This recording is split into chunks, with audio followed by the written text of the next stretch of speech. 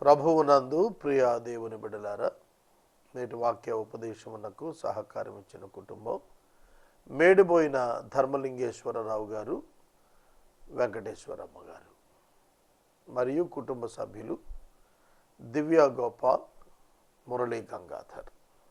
గోపాల్ జన్మదినం సందర్భంగా సహకరిస్తున్నారు. ప్రార్థించుకుందాం. మమ్మలను మిక్కిలిగా ప్రేమిస్తున్న మా ప్రియ తండ్రి, మీకు వందనాలు.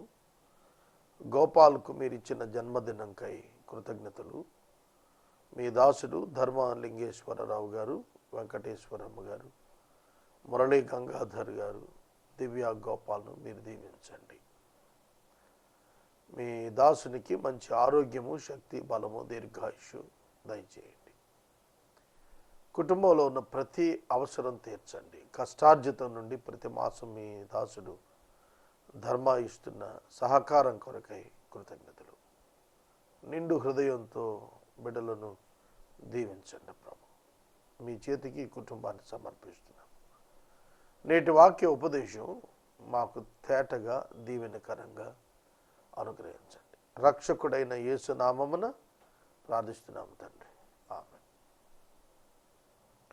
ప్రభువునందు ప్రియ దేవుని బిడ్డలారా, దయచేసి మీ పరిశుద్ధ బైబిల్ గ్రంథాన్ని తెరవండి. మత్తయి సువార్త 7వ అధ్యాయము 3వ వచనము నుండి 5వ వచనము వరకు ఉన్న వాక్య భాగము చదువుకొని ధ్యానం చేద్దాం.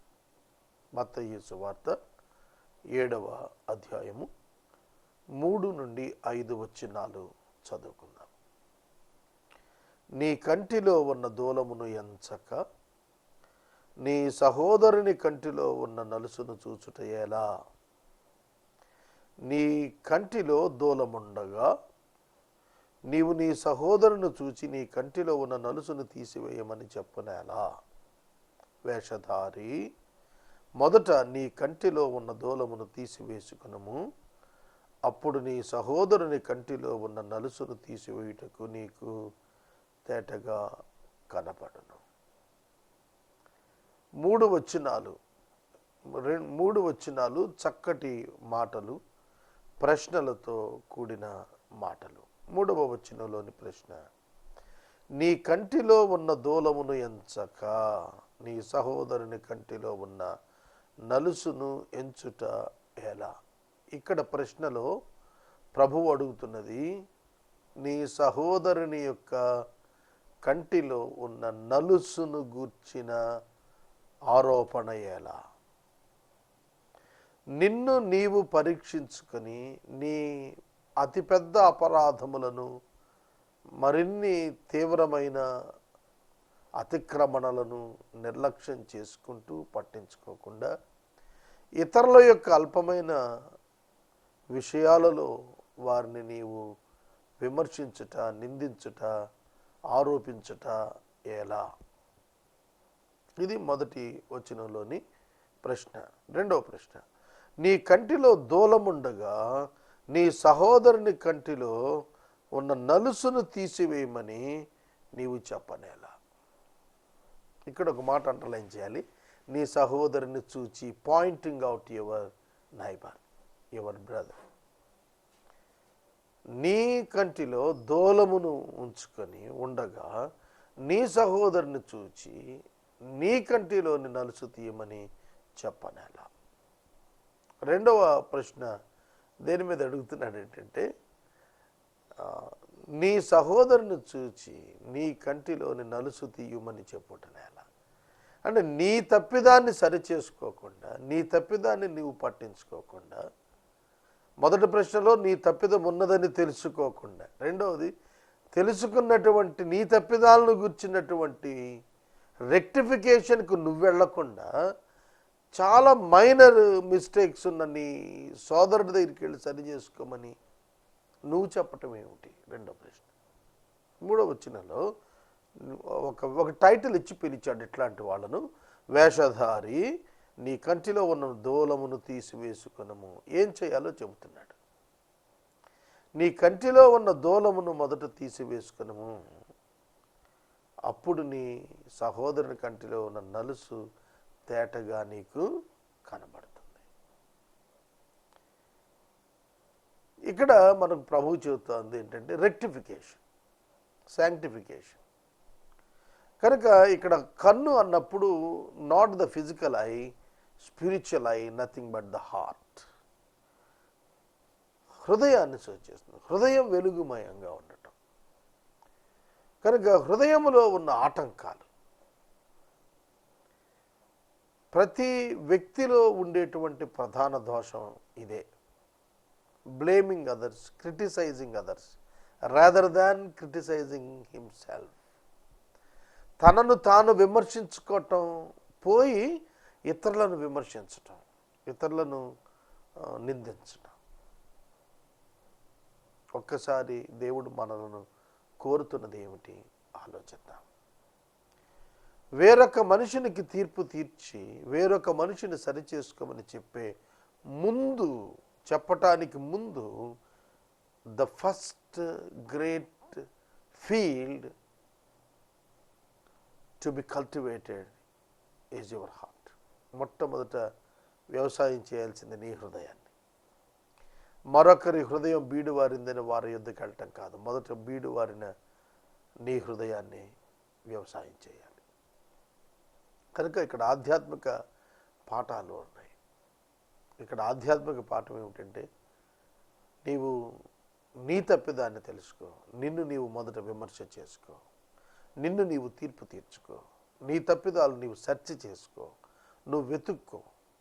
ఎదట వారి వెతికే దానికంటే ముందు, వారిని విమర్శించే కంటే ముందు నిన్ను నీవు విమర్శించుకో. చూడండి, కొన్ని విషయాలు బైబిల్లో నుండి నేను మీ ముందుకు తెస్తాను. ఒకటి, మోషే మిద్యానీయురాలైన ఇత్రో కుమార్తె అయిన సిప్పోరాను పెళ్లి చేసుకున్నాడు. 40 సంవత్సరాలప్పుడు వయసులో మోషే ఐగుప్తును విడిచి మిద్యానికి వెళ్ళిపోయాడు. అక్కడ మిద్యాను యాజకుడు ఇత్రో 7 కుమార్తెలు కలిగిన వాడు అతనికి ఆశ్రయాన్ని ఇచ్చి తన అల్లుడిగా చేసుకున్నాడు. మిద్యాను ప్రాంతం మనకు కొంత కూషు ప్రాంతానికి అటాచ్మెంట్ ఉన్నటువంటిది జియోగ్రాఫికల్గా. మోషే 40 సంవత్సరాల తర్వాత వచ్చాడు ఇశ్రాయేలీలను నడిపించడానికి. మోషే వివాహమైన 40 సంవత్సరాల తర్వాత మోషేని మిరియాము అహరోను ఏమని అంటున్నారు తెలుసా? కూషు దేశస్తురాలను చేసుకున్నాడు. ఏమిటి? ఏమన్నా మీనింగ్ ఉందండి? 40 ఏండ్లు ఐగుప్తులో లేడు, మిద్యాన్లో ఉన్నాడు. మిద్యానులో ఉన్నప్పుడు వివాహమైంది, బిడ్డలు పుట్టారు. మోషేని ఇప్పుడు పట్టుకొని నువ్వు కూషు దేశస్తురాలను పెళ్లి చేసుకున్నావేంటి అని ఆర్గ్యుమెంట్ పెట్టారు. వాస్తవంగా వాళ్ళ హృదయాలలో దూలమున్నది. మోషే హృదయంలోని నలుసును వెతుకుతున్నారు. అర్థమవుతుందా? తమ హృదయంలో అసూయ, ద్వేషం ఇటువంటి భావాలతో నిండిపోయి దేవుడు నియమించిన నాయకుని యొక్క జీవితంలో సిప్పోరాను గుర్చినటువంటి ప్రశ్న ఆ ఇద్దరు అన్నా చెల్లెళ్ళు, అక్క తమ్ముళ్ళు అడుగుతున్నారు. దేవుడు ఎవరిని ఖండించాడు? మోషేని ఖండించాడా? లేదే. మిరియాము అహరోనులను ఖండించాడు. మీరు నా సేవకుడైన మోషేకు వ్యతిరేకంగా మాట్లాడుటకు ఎందుకు తెగించారు? మీరు ఎందుకు భయపడలేదు? దేవుని మాటలు విచిత్రంగా అనిపిస్తాయి. నా సేవకుడైన మోషేకు మీరు ఎందుకు భయపడలేదు? ఈ మాట చాలా అద్భుతం. దేవుని సేవకుని పక్షంగా పాత నిబంధన గ్రంథంలో దేవుడు ఎంత రోషంగా నిలబడ్డాడో కనిపిస్తుంది. నూతన నిబంధనలో మరింత రోషంగా నిలబడతాడు. కానీ ఈ సేవకులకి అర్థం కావటం లేదు. నీవు దేవుని సేవలో ప్రవేశించినప్పుడు ఆయన నిన్ను గురించి తీసుకునే శ్రద్ధ, ఆయన నీ పట్ల వహించేటువంటి వకాల్త ఎంత గట్టిగా ఉంటుందనేది ఎరుగక మనుషులను చూసి కంగారు పడుతూ ఉంటారు నేటి సేవకులు. నో, లేదు. దేవుడు తన సేవకుని పక్షంగా రోషంగా వ్యాజ్యమాడతాడు. మిరియాము అహరోనులను పిలవండి అన్నాడు, అంతే. మిరియాము అహరోనులను పిలిచారు. కుష్టివ్యాధితో ఆవిడ మొత్తపడింది. మోషే మరల ప్రార్థన చేశాడు, అయ్యా. అహరోన్ అయితే ఏడ్చుకుంటూ వచ్చాడు, అయ్యో నేను నా ప్రభువా అని పిలుస్తాడు అక్కడ మోషేని ఆ సన్నివేశంలో. మన హృదయంలో చాలా ఆటంకాలు ఉన్నాయి సహోదరులను ప్రేమించడంలో. వాటన్నింటినీ పెట్టుకొని మనం ఇతరులు సరిగా లేరు, మన రిలేషన్స్ బాగాలేదు అని మనం విమర్శ చేస్తుంటాం. అది దేవుడు ఖండిస్తూ ఒక టైటిల్ ఇచ్చాడు అట్లాంటి వారికి, ఏమిటంటే వేషధారి. వేషధారి, రెండు రకాల వేషధారులు. ఒకటి పై వేషం వేసుకున్నవాడు, ప్రమాదరహితం. పై వేషం వేసుకున్నవాడు ప్రమాదరహితం, ఆ వేషం తీసేస్తే నార్మల్ అయిపోతాడు. కానీ లోపల వేషధారి ఉంటాడు చూశారు, అంతరంగ వేషధారి, వాడు చాలా ప్రమాదకరం. ఎందుకంటే ఏ ఎండకు ఆ గొడుగు అంటారు, ఊసర వెళ్ళి అంటారు.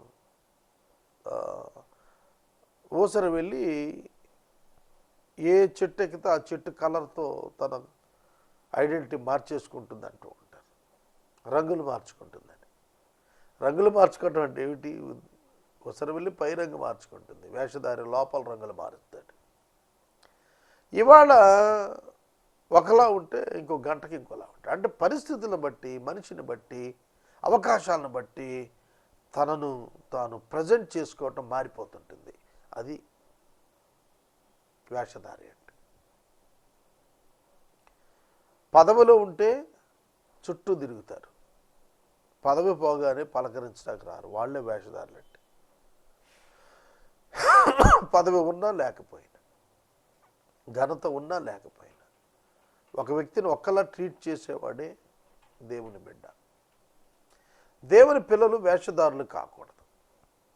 పైకొకటి లోపలొకటి, ప్రజల మధ్యన ఒకలాగా, 4 doors మధ్యన, 4 walls మధ్యన ఒకలాగా, బయటకు ఒక మాట, లోపల ఒక మాట. ఇది వేషధారి అంటే వీడే. అది ఎక్కడో ఉండదు, మనలోనే ఉంటుంది. వేషధారణ అనేది మనలోనే ఉంటుంది. గౌరవించటం వేరు, వేషధారణ వేరు. అతి వినయం దూర్ధలక్షణం అని పెద్దలు మందలిస్తూ ఉంటారు. కొంతమంది యొక్క ప్రవర్తన చూసి అది వేషధారణ. కనుక బైబిల్లో మనం చూస్తున్నప్పుడు వేషధారణను చూచి మోసపోయినటువంటి పేతురు గారిని గురించి పౌలు గలతీ సంఘాన్ని వ్రాస్తూ చెప్పాడు. పౌలు గారు గలతీ సంఘానికి రాస్తున్నప్పుడు వేషధారణను గురించి రాస్తూ, కొందరు సహోదరులు అయినటువంటి యూదులు వేషం వేసుకుని పేతురు గారిని మోసపుచ్చారు అని చెప్పాడు. పేతురు కూడా యూదులలో ఉన్నవారితో పాటుగా అన్యులతో భోజనం చేస్తున్నప్పుడు, నీవు అన్యులతో ఎట్లా భోజనం చేస్తున్నావు అనే దాని మీద, అన్యులంటే క్రైస్తవులుగా మారిన వారు, converted gentile people. They are not converted into Judaism, they are converted their hearts and accepted Jesus Christ, they became Christians. వాళ్ళు యూదులు కాల, యూదుల్లో నుంచి కన్వర్ట్ అయిన వాళ్ళు, జెంటైల్ నుంచి కన్వర్ట్ అయిన వాళ్ళు కూర్చొని భోజనం చేస్తున్నప్పుడు పేతురు గారు వెనతిరిగి వెళ్ళిపోయాడు. అక్కడ పౌలు పేతురు గారిని చక్కగా మందలించాడు. పేతురు పౌలు గారిని గురించి విమర్శ చేశాడు. వేషధారణ చేత పేతురు మోసపోయాడు, కేఫా మోసపోయాడు అన్నాడు. కనుక చాలా సందర్భాల్లో మనం వేషధారుల చేతిలో మనం మోసపోతూ ఉంటాము. అది మంచి విధానము కాదు. కనుక దేవుని యొక్క వాక్యము మనకు నేర్పిస్తోంది ఏమిటంటే, మనము వేషధారణతో ఉండకూడదు. గలతీ పత్రిక 2వ అధ్యాయం 11-12 వచ్చిన. అయితే కేఫా అంత్యొక్కకు వచ్చినప్పుడు అతడు అపరాధిగా తీర్చబడిను గనుక నేను ముఖాముఖిగా అతనిని ఎదిరించి తిని. ఎలయనగా యాకోబు యొద్ద నుండి కొందరు రాకమునుపు అతడు అన్యజనులతో భోజనం చేయుచుండెను గాని వారు రాగానే సున్నతి పొందిన వారికి భయపడి వెనుక తీసి వేరైపోయాను. తక్కిన యూదులను అతనితో కలిసి మాయ వేషము వేసుకుని గనుక బర్నబా కూడా వారి వేషధారణము చేత మోసపోయాను. వేషధారణము చేత మోసపోయాను. అర్థమవుతుందా? కనుక డిసీట్ఫుల్ పీపుల్ ఉంటారు. We should be careful. We must discern. మనం వివేచించాలి. వివేచించకుండా ఎట్లా పడితే అట్లా ఉండకూడదు. వాస్తవం ఏమిటంటే వేషధారణ గురించి ప్రభు ఇక్కడ హెచ్చరిక చేస్తున్నప్పుడు వ్యక్తిగా నీవు నీ హృదయంలో ఉన్న దూలమును ఎంచాలి. ఎంచక అంటే పట్టించుకోక,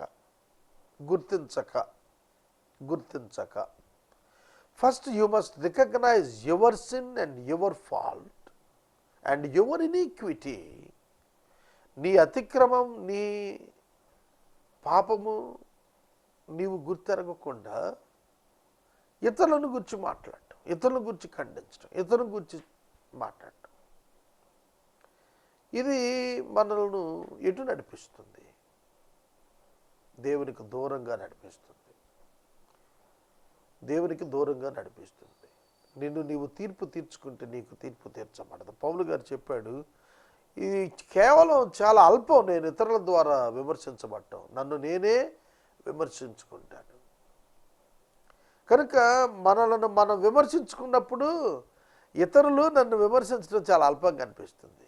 నేను చాలా పర్యాయాలు, మెనీ టైమ్స్, నా స్నేహితులతో, నా సేవక బృందాలతో నేను మాట్లాడుతున్నప్పుడు, దైవజనులతో మాట్లాడుతున్నప్పుడు చెప్పాను, పలానా వారు మిమ్మల్ని ఇలా తిడుతున్నారండి, విమర్శిస్తున్నారండి అని అంటే నవ్వుకుంటూ, ఇంకా వీళ్ళు చాలా తక్కువ విమర్శిస్తున్నారు, ఇంకా పెద్ద పెద్ద విమర్శలు ఉన్నాయి. నా గురించి అత్యధిక శాతం విమర్శ విన్నాను నేను. రైట్? నా మాట విన్నారా? ఏలూరులో నా 25 years మినిస్ట్రీలో నా గురించి పాజిటివ్గా మాట్లాడిన వ్యక్తులు చాలా తక్కువ, నెగిటివ్గా మాట్లాడే వాళ్ళ శాతం అత్యధికంగా ఉంటుంది. దాన్ని బట్టి నేను వాళ్ళని నిందించనా? నో, లేదు. వాళ్ళు నన్ను సరిగా అర్థం చేసుకోలేదని అన్నా కాదు, నేనే సరిగా లేను, అందుకే వాళ్ళు నన్ను విమర్శించగలిగారు. రెండు, నేను సరిగా ఉన్నానని నాకు తెలిసిన చోట విమర్శ వచ్చినప్పుడు నేను కృంగలేదు, నవ్వుకొని ముందుకు వెళ్ళిపోయాను. అవి నిలబడే విమర్శలు కాదనేది నాకు తెలుసు. అవి కేవలం ధూళి దుమ్ము వంటివి, అవి తొలగిపోతాయి, ఉండవు. కనుక నన్ను నేను విమర్శించుకున్నంతగా వాక్య బోధనలో సైతం నేను నన్ను విమర్శించుకుంటాను. విమర్శిస్తూనే నేను సరి చేసుకుని ఎదరికెళ్తాను. టీచ్ చేస్తున్నప్పుడు ఇక్కడ నేను పనికిరాను, ఇక్కడ వీక్గా ఉన్నాను. కనుక మన కంటిలో ఉన్న దూలము, మన హృదయములో ఉన్న అతిపెద్ద ఆటంకాలు, దేవునికి ఆటంకంగా ఉన్నవి, మన ఆధ్యాత్మిక చూపును పాడు చేస్తున్నటువంటి ఆటంకాలు మనం ఎంచాలి, తెలుసుకోవాలి, గుర్తించాలి, వాటిని జాగ్రత్తగా బయటికి తీసేసేయాలి. ఇతరుల యొక్క హృదయాల్లో, ఇతరుల యొక్క జీవితాల్లో ఉన్న చిన్న చిన్న తప్పిదాలు, అన్అవాయిడబుల్ కండిషన్స్ వల్ల వాళ్ళు చేసినటువంటి దోషాలు, అతిక్రమాలు, వాటిని ఎక్స్పోజ్ చేసి వారిని సరిదిద్దే ప్రయత్నం చేయటం కంటే కూడా మనలను మనం పరీక్షించుకొని, మనలను మనం సరిచేసుకుని, ఎదట వారు మనలను చూచి వారి తప్పిదాలను వారు సరిచేసుకునేటటువంటి ఒక ఉన్నత సంస్కారం వాళ్ళకు నేర్పించగలిగితే అది చాలా ఉన్నతమైనది. కనుక తప్పిదం చేయని మానవుడు ఉండడు. ఈ మాట గుర్తుపెట్టుకోండి. పాపరహితుడైన మానవుడు ఉండడు. నిన్న నేను చూపించాను మీకు వాక్యంలో, యోహాను 8లో పాపము చేయని వాడు అనలేదు యేసు ప్రభు, పాపము లేనివాడు. A man without sin, not without committing sin, but without sin is different. పాపము చేయుటను గూర్చిన మాట వేరు, పాపము లేకపోవుటను గూర్చిన మాట వేరు. కనుక మనందరి హృదయాల్లో కూడా పాపం ఉంది, ప్రాచీన పాపపు స్వభావం ఉంది. It will be until the death in your flesh. ఇది బైబిల్ చెబుతుంది. శరీరం పాపానికి అమ్మబడింది. జీవిత కాలమంతయు కూడా పాపమునకు శోధనకు గురయ్యే ప్రమాదం మన శరీరమందు నివసిస్తూనే ఉంది. ఆత్మ శరీరమునకును, శరీరము ఆత్మకును వ్యతిరేకముగా, ఒకదానికొకటి వ్యతిరేకముగా నిరంతరం పోరాడుతూనే ఉన్నాయి. ఎంత లాంగ్ స్టాండింగ్ ఎక్స్పీరియన్స్డ్ ప్రీచర్ అయినా కూడా అంతము వరకు తనను తాను కాపాడుకోవాల్సిందే. నేను దాటిపోయాననుకోవటానికి వీల్లేదు. కనుక ఎటువంటి మహాభక్తుడైనా బోధకుడైనా తన వ్యక్తిగత హృదయం దగ్గరికి వచ్చేటప్పటికి తనలోని భయంకరమైన పాపమును చూచుకోవాల్సిందే. ఇక్కడ దూలముగా ఎంచబడినది ఏమిటో తెలిసిన అతని హృదయములో ఉన్నటువంటి ప్రాచీన పాపపు స్వభావం. ఎదట వ్యక్తి కంటిలో చూస్తున్న నలుసేమిటో తెలిసిన ఆ స్వభావం కారణంగా నీ ఎదుటి వ్యక్తి చేసినటువంటి పాపం. కనుక స్వభావం ప్రమాదకరమా, క్రియ ప్రమాదమైందా? దేన్ని బట్టి మనం పాపులకు ఎంచబడ్డాం? క్రియ వలన, స్వభావం వలన? స్వాభావికంగా పాపులం మనం. అందుకనే మనలను దేవుడు పాపులుగానే ట్రీట్ చేశాడు. ఎందుకంటే మన స్వభావం పాపపు స్వభావం, ప్రాచీన పాపపు స్వభావం మనలో ఉంది.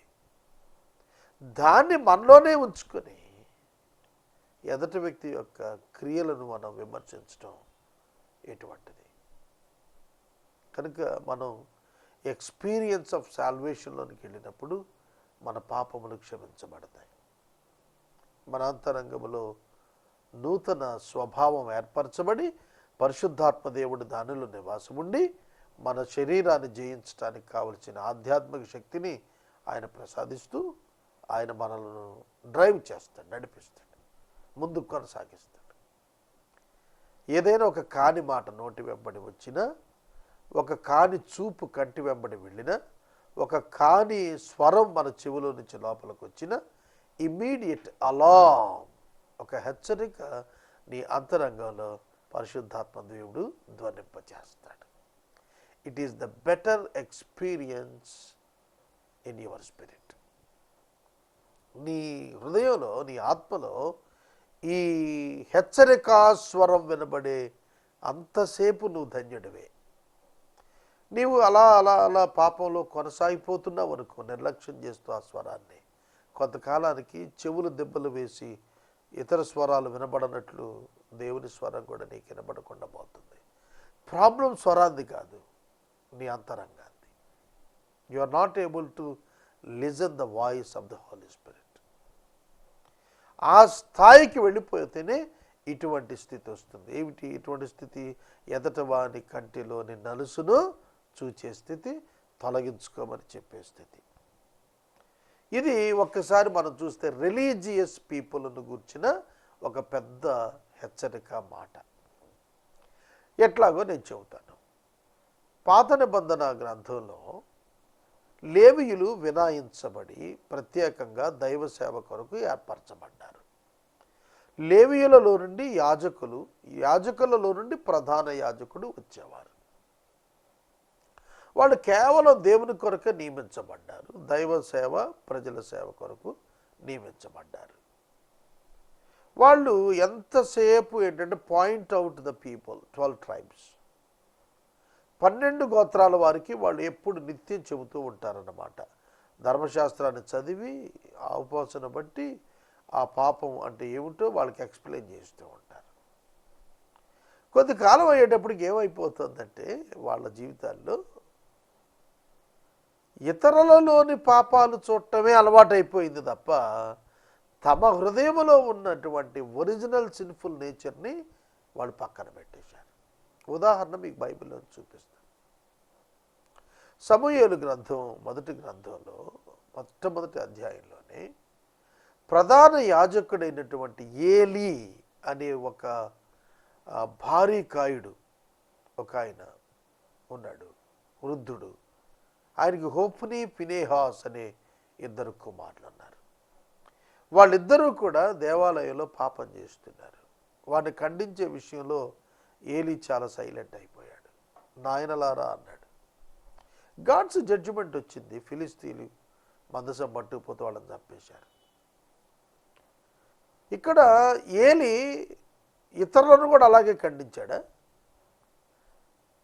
చూడండి, తన వరకు వచ్చేటప్పటికి వేషధారణ, తన కుటుంబంకి వచ్చేటప్పటికి వేషధారణ.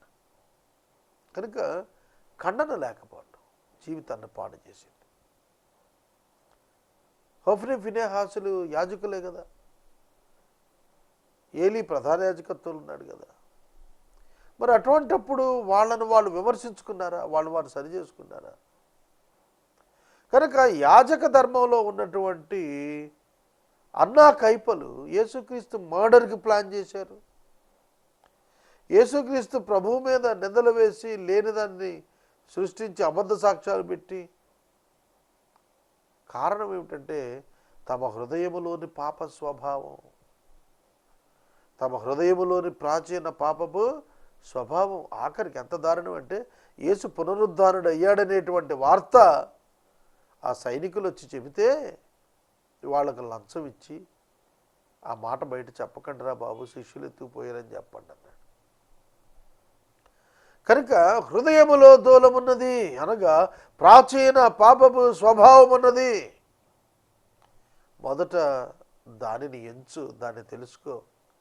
అప్పుడు ఎదట వాని కంటిలో ఉన్న చిన్న నలుసు తేటగా కనపడటమే కాదు, you will have the eligibility even to speak about that sin. ఇతరుల పాపం గురించి మాట్లాడటానికి నువ్వెవడవు అసలు? యోహాను 8 అదే చూచాం. శాస్త్రులు, పరిసయ్యులు, పెద్దలు, చిన్నలు అందరూ వెళ్ళిపోయారే.